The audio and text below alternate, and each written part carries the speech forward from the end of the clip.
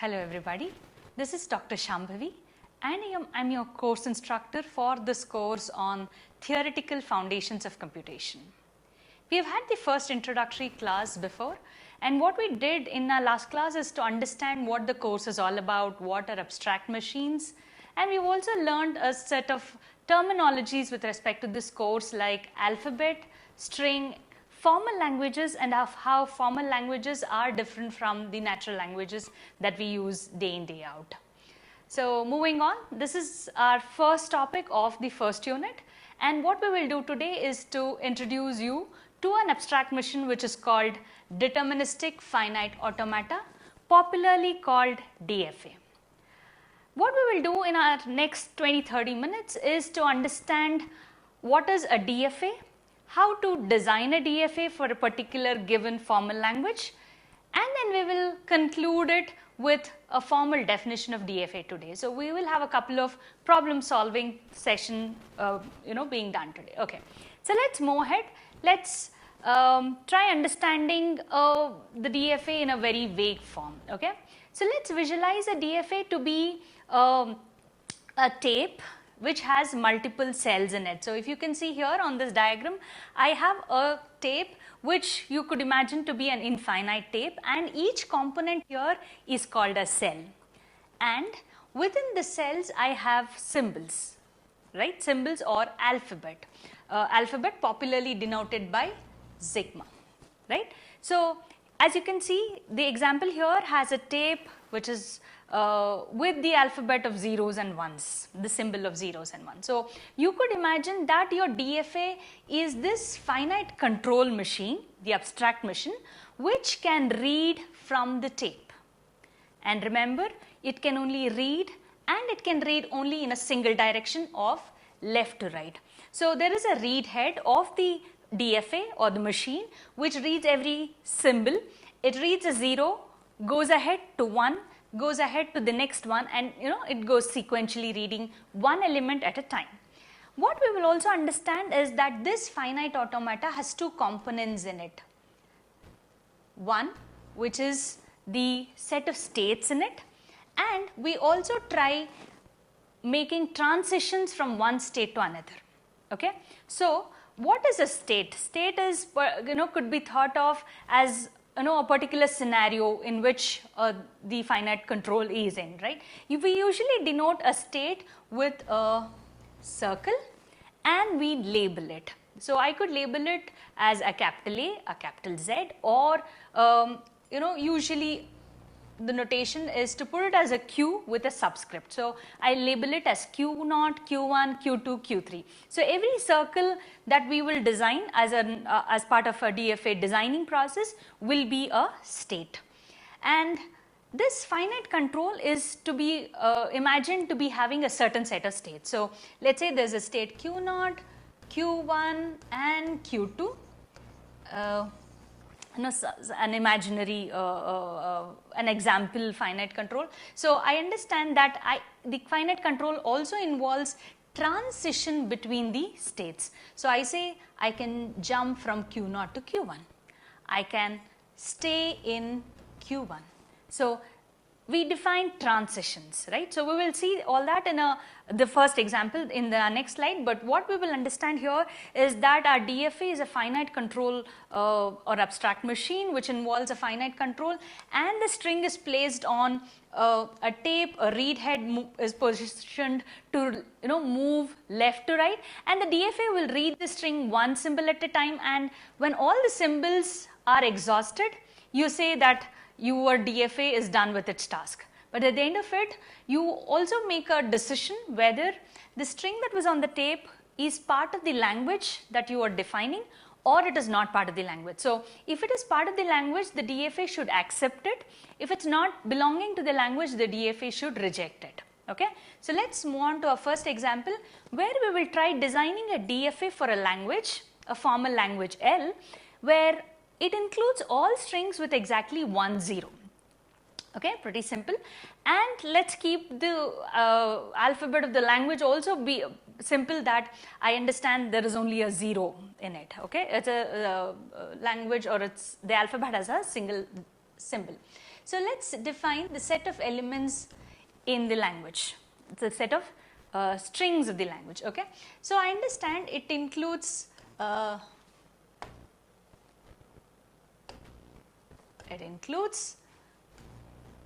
set of strings, and it includes all strings which it includes all strings with exactly 1 0. So the only string which can be part of the language is this, right? Can it have 2 zeros? Let's say the string is 00. Can this be part of the language? No, for the reason that L should include only strings which are exactly 1 0, right? So let's go ahead to, let's get rid of, let's start designing the finite automata or our DFA, right? So I understand that every DFA should have an initial state called Q0. I understand Q0 is a state, but how do I signify the fact that it is initial? So I will do that by putting an arrow towards it. So remember, a state with an arrow towards it with nothing being written on the arrow would be an initial state. Okay. So initial state is the state in which the automata is initially, right? So that is Q0. I understand the moment there is a single 0 on the tape, it should get accepted, right? So let me define one more state, Q1, where I say the moment you see a 0, the automata or the DFA should go to the state Q1. And I understand that this has to be the final state for the reason that it should get accepted, correct? So how do I signify the fact that it is a final state or acceptable state, right? So I make this state double-lined. Okay, so we have known two things now. One, a special state called the initial state with an arrow towards it. The second one is the fact that there is a final state in my automata which is double-lined. Okay, now look at it. I say Q0 on 0 takes me to Q1. But let us say there is another 0 existing, the second 0 existing in the input tape. I understand that it is not part of the language. I shouldn't stay in the final state, or I shouldn't accept it, because 0 0 doesn't belong to the language, 0 0 doesn't belong to the language. Only string with an exact 1 0 should be part of the language, correct? So the moment I see the second 0, I should go to another state. Let me call this Q2, and I go to this state Q2 if there is a second 0. And remember, I will stay in this Q2 as long as I see other zeros, right? So I put a loop here saying for all further zeros, do nothing. You cannot reach the final state. Why? I mean, what is the significance of final state? So the point is something like this. After you read the input tape, as in the contents of the input tape, you finally realize in which state you are. If the DFA is in the final state, the string is accepted. If the string is not in a final state, it is rejected. So let's take that on the input tape, let me put the input tape like this, which is certain set of cells. Let's say there are 3 zeros in it. I understand 3 zeros is not part of my language. How would it handle it? How would the DFA handle it? So what it would do is start from Q0, read the first 0, go to Q1, read the second 0, go to Q2, read the third 0, stay in Q2, and that's the end of the input on the input tape, right? Now the DFA tries figuring out, am I in a final state? Remember, in final state accept, in non-final state reject. What do you think? Is Q2 double-lined? No, which means it is not a final state, and hence it should not accept the input which is 000. Okay, I hope the first example, which was pretty simple to accept a single 0, is clear to us. Let's move on to our second example. Okay, now what is this?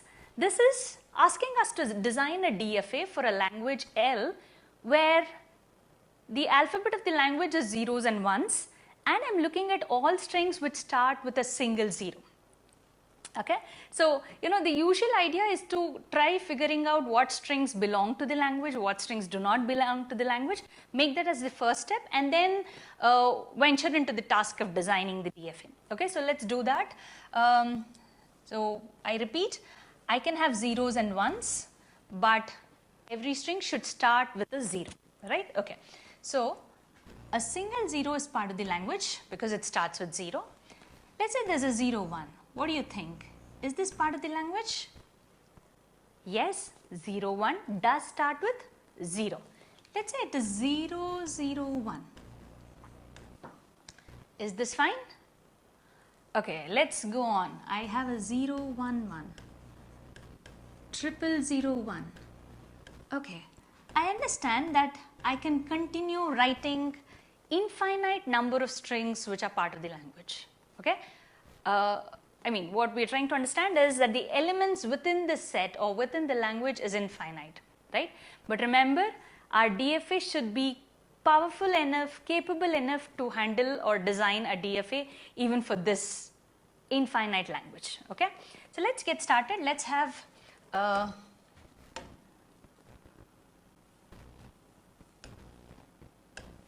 let's have the first state Q0, the initial state, where I understand that the string should start with a 0, right? Only when it starts with a 0, I am happy.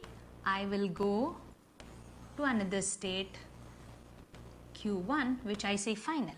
Why do I say final? Because look at the string, the smallest string of the language is 0. So if it is 0, it should get accepted, right? Okay, let's say it is 0, 1. What should I do? As in, for 0, 1, I understand 0 has already landed me in Q1. On reading a 1, what should I do? So let's say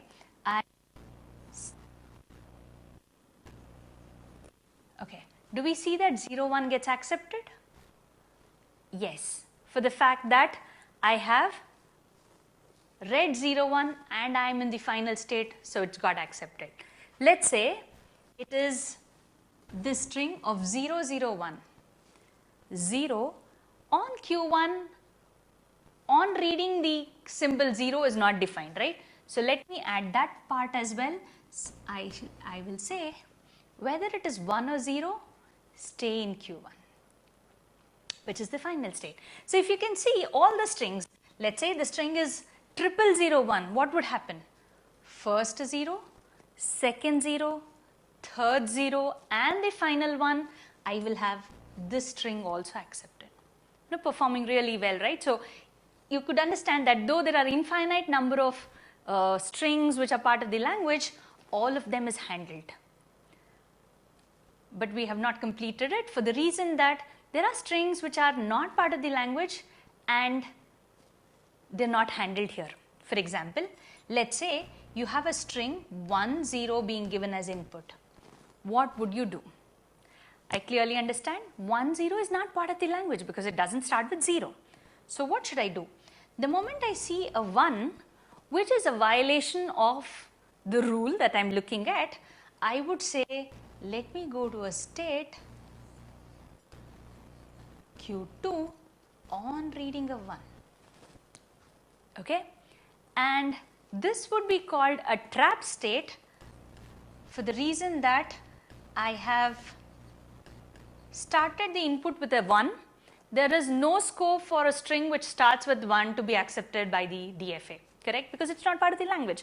So I go to a trap state and I stay in this trap state irrespective of whatever I see further on. Okay?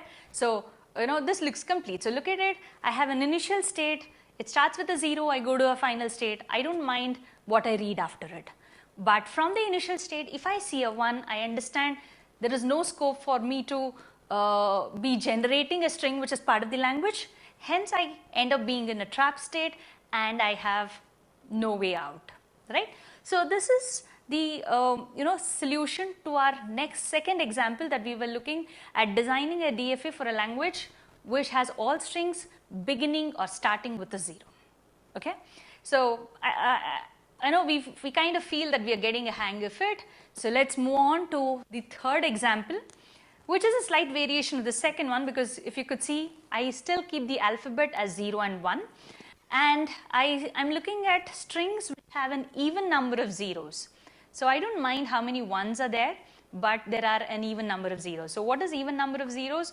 So, there could be no zeros, there could be 2 zeros, 4 zeros, 6, 8, any number of zeros in any order, but as long as there are even number of zeros, I should be happy with it. I have the solution on the board. So, if you could see, I have tried solving it with just 2 states. We understand that Q0 is the initial state because you have an arrow here, but you also understand that Q0 is also the final state because it is double lined. Okay? And there is one more state Q1, which is neither initial nor final, but helps us in the in the processing. So, look at it. The moment I see the first 0, I go from Q0 to Q1, and the second 0, which makes it even, right. So, I see the second 0, okay, hold on, yes, we have the diagram back, right. Okay, I see the second 0, I understand that I have to come back to Q0, which is the final state. So, let's figure out the number of strings which belong to it. So, I understand 00, as we just saw, will get accepted. Let us say it is 010. It belongs to the language because it has even number of zeros, but will it get accepted? Let us check. Q0 to Q1 on 0, Q1 on reading this 1, I will stay in Q1. Later I go back to Q0, and as you could see, it is final, so I get it accepted, right. So, let us say you have 10 ones in your input, right. 10 ones will keep you in the initial state and the final state, but what does it mean? I mean, if a string has 10 ones in it, does it mean that it has even number of zeros? Yes, for the fact that we are considering 0 as also an even number, right. So, if you could see, I stay in the initial state for 10 ones and I say it is accepted. The other interesting part of it is that an empty string, a string which has no zeros, no ones, will also get accepted for the reason that the initial state itself is the final state, right. So, epsilon is also part of the language, and I am sure we could figure out that there were many infinite number of strings that gets accepted by this thing. So, one state is final, which is accepting, and all others would get rejected. And the bottom line is that DFA should accept the strings which are part of the language and also reject the remaining strings. Okay. On a similar note, let us look at this example. It tries, we are looking at more states here, 4 states, 1 initial. Remember, a DFA should have exactly 1 initial state. It cannot have more than 1 initial state. That is a key point that we will remember. The other key point that we will remember is, if you could see, there are 2 states here, Q0 and Q2 both double lined, which means there are 2 final states. DFA does not restrict on the number of final states, right. So, you could have any number of final states, but at least 1 is what we will remember. And let us try figuring out of what this DFA is all about. So, let us say the input is double zeros. So, I start with Q0, go to Q1, and then go to Q2 on this 0, and I have 0, 0 accepted. Let us say it is 0, 1, 0. What would happen? So, it is 0, 1, 0. Okay, quite interesting. I have 0, 1, 0 getting accepted. Let us say it is 1, 1, 0. Okay, let us say the input is 1, 1, 0. Let us figure out if I will reach a final state. So, 1, 1, okay, where is the 0? Yes, 0 takes me to Q1. But Q1 is a non-final state, which means it gets rejected. So, I have this rejected, so I do not have this accepted, right. So, let us figure out, looks like 2 zeros are getting accepted. Let us say it is 2 ones Okay, let's check. What will happen to two ones? 1, okay, I'm stuck, right? So it isn't getting accepted. Let's say I have 1, 1, 0, 0, right? Two ones followed by two zeros. So 1, 1, 0, 0. Oh yeah, it gets accepted. So we have a slight change in this language probably. The DFA is very similar to our previous example that we saw here, which was accepting even number of zeros. But the point is it doesn't accept an epsilon, right? So it is the language that we saw in our previous example, except that epsilon is not part of the language. So we have a conclusion to make that this DFA also accepts even number of zeros, but the fact is, if you could see, we have two DFAs. I have a DFA here, I have a DFA here as well, which does the same job. So the other bottom line that we will understand is that I can draw multiple DFAs for a given language, but a DFA accepts a particular language. I cannot have a DFA accepting multiple languages. Okay, so we don't have a metric of how complex or a simple DFA is. As long as I'm able to design a DFA for the complete language, I would be happy about it. Okay. Now this gets us to the point where we can formally define a DFA. Now that we have seen a couple of examples of how a DFA would look like, how do we go about designing it. So we will go ahead formally define a DFA. Okay. DFA, which is Deterministic Finite Automata, has 5 components in it. We usually call it a quintuple, and the 5 components of it are Q, sigma, delta, Q naught, and a capital F. Okay, they are terminology, so we will have to understand each one of them, right? So capital Q, what does capital Q refer to? Capital Q refers to the set of states in the finite automata. So all our circles that we wrote is our set Q. So you may design a DFA with 5 states, 1 state, or 100 states. That is our capital Q, which is an essential component. Sigma is the input alphabet. So we have seen examples where our alphabet was sometimes a single 0 or it was 0, 1. So you basically define it for a particular language or for a particular alphabet. So sigma stands for the input alphabet. Q naught is the initial state. As I said, there is only a single initial state for a DFA that you design, and remember, it should be part of the set Q that you're referring to. And the 4th component is F, capital F, and capital F is the accepting states, or all our double-lined ones. So it could be a single state or multiple states, but as long as it is a subset of Q, you say that it adheres to the definition of a DFA. Delta is something which we didn't specifically mention anywhere till now, but what is delta? Delta is a transition function, and it's a function which maps Q cross sigma to Q, right? So we will understand with the next example. So what we essentially get to know now is that delta is the transition function which tells me when I'm in a particular state, reading a particular alphabet, to which state should I go to? To which state should I transition to is what it means. So, and delta of Q comma S, it could be, is the state entered by the state M after you read a symbol A or an S, and you're standing at Q, and then you decide, okay, standing at Q, reading an S, where should I go? You make that particular transition, right? So, we understand there are 5 components, so let's revisit our example 3 to note down all of the 5 components. So here we are, this was the example which read even number of zeros, right? So I understand that there are 2 states, so my capital Q would include Q naught and Q1. The alphabet of the language is 0 and 1, so I have sigma equal to 0 and 1. And the initial state, the state which has an arrow towards it, nothing being written on the arrow, is my state Q naught, right? So I say start state is Q naught, and the final state is that state which is double lined in my diagram. So it's again Q naught, right?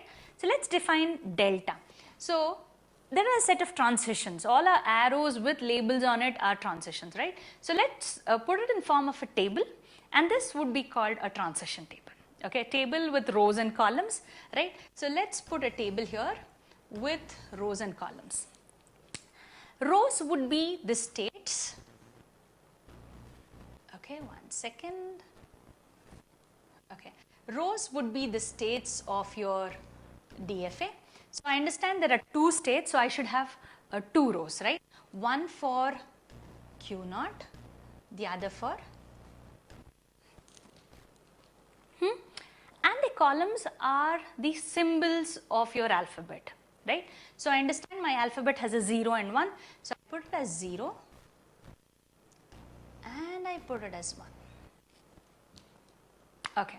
Now the point is, how do I make entries within the table, right? So I understand there are 2 rows, 2 columns. I'll have to make entries depending on the transitions that they make. You know, for example, I'm looking at Q naught. On reading a Q 0, where does it go? So Q naught on reading a 0 will go to Q1. So the entry within the transition table would be Q1. Understood? Let's do it again. Yes. Q naught, let's do it for the next symbol, Q naught on 1. Q naught on reading 1, look at the diagram, where does it go to? It comes back to Q naught. So the entry within the table would be Q naught.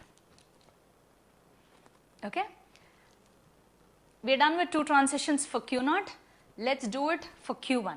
Okay, Q1 on 0, I see that it goes to Q naught, and Q1 on 1 stays in Q1. Okay? The transition table becomes complete when I add more information to it. In the transition table, I usually mark an initial state with an arrow. The initial state here is Q naught, so mark it with an arrow here.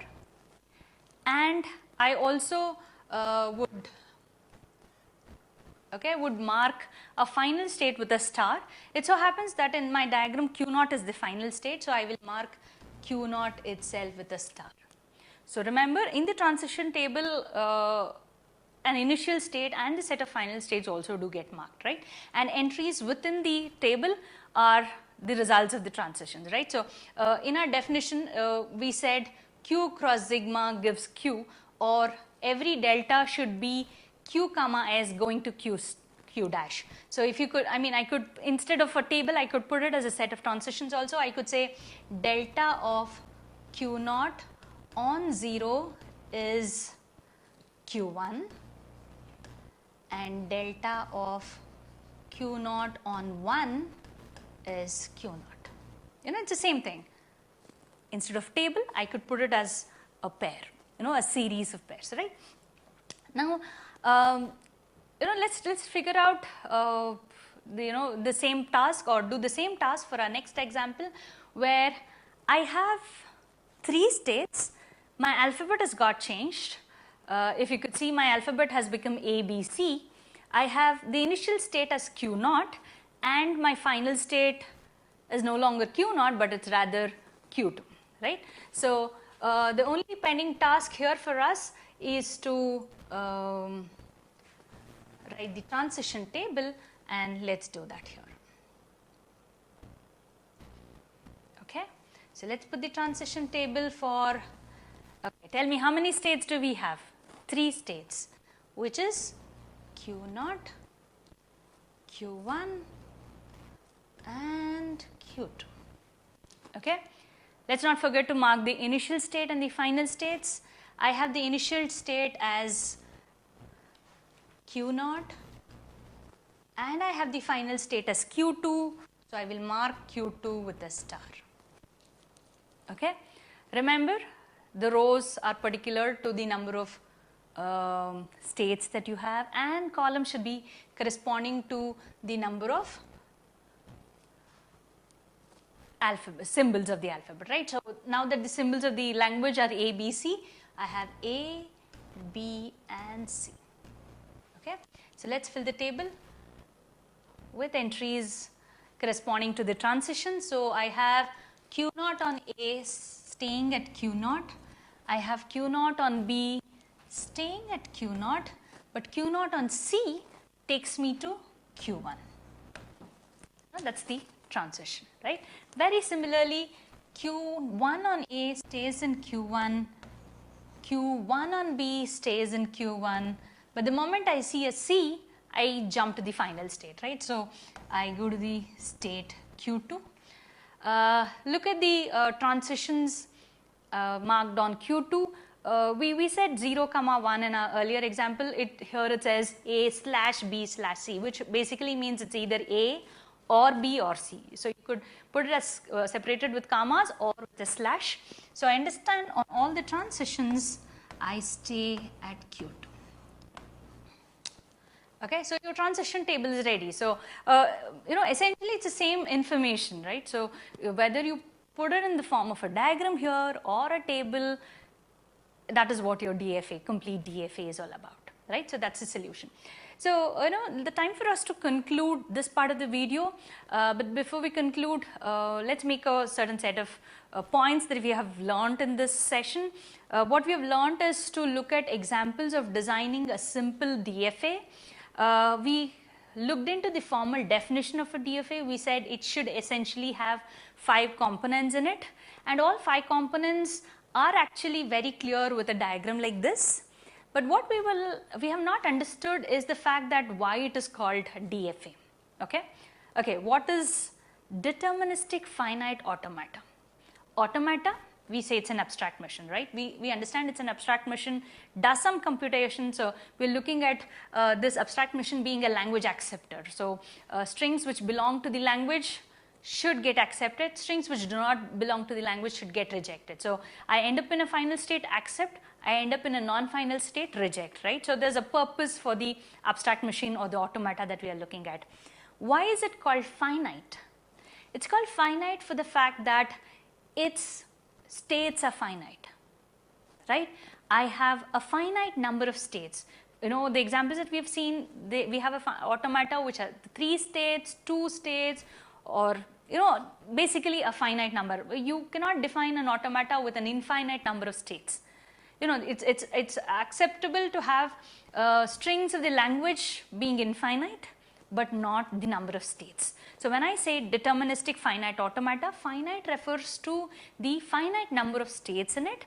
And why is it called deterministic is for the fact of the transition function, right. So, our transition function is defined as Q cross sigma, one second. Okay, so I have Q cross sigma being mapped to Q, right. So, there is a definite state, there is a definite state that you land up when you read a particular symbol, right. For example, standing in Q1, let us say I see a C, an alphabet or a symbol C, I understand that I should jump to Q2.